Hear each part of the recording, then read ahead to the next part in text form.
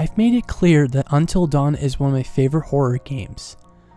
What I didn't know was that the same people behind Until Dawn had created a game that uses the PlayLink capability, known as Hidden Agenda.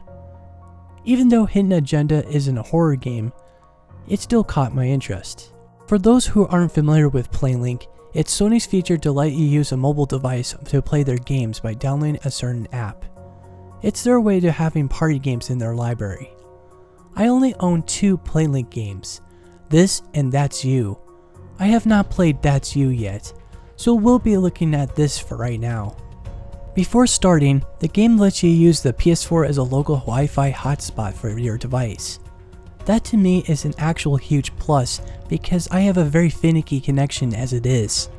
You play as 2 characters, Homicide Detective Becky Marnie and District Attorney Felicity Graves. Their task is to solve the case involving a grisly serial killer known as the Trapper. The Trapper uses its victims to lure responders to their death too. Who's the Trapper? What's the motive behind these deaths? Similar to Until Dawn, there are dialogue and action boxes that can be selected.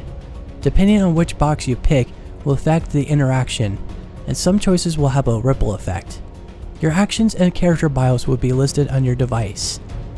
You'll be searching for clues that will find the motive behind the Trapper killer. You are timed, so be sure to find them swiftly. There's QuickTime events, which you can interact or miss depending on the situation. All this is controlled through your device, and your choices actually matter.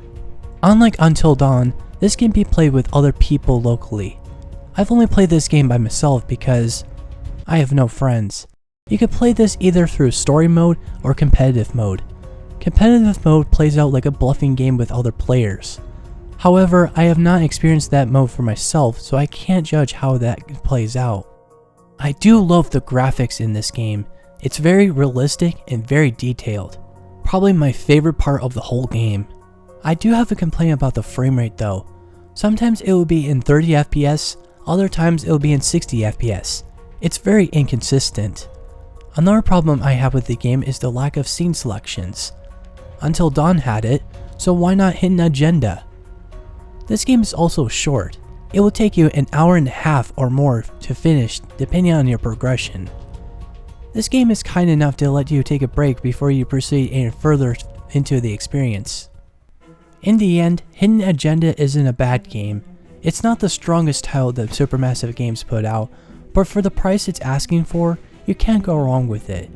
I mean, can you? If you are willing to play it for yourself, just be sure to have your charger with you at all times.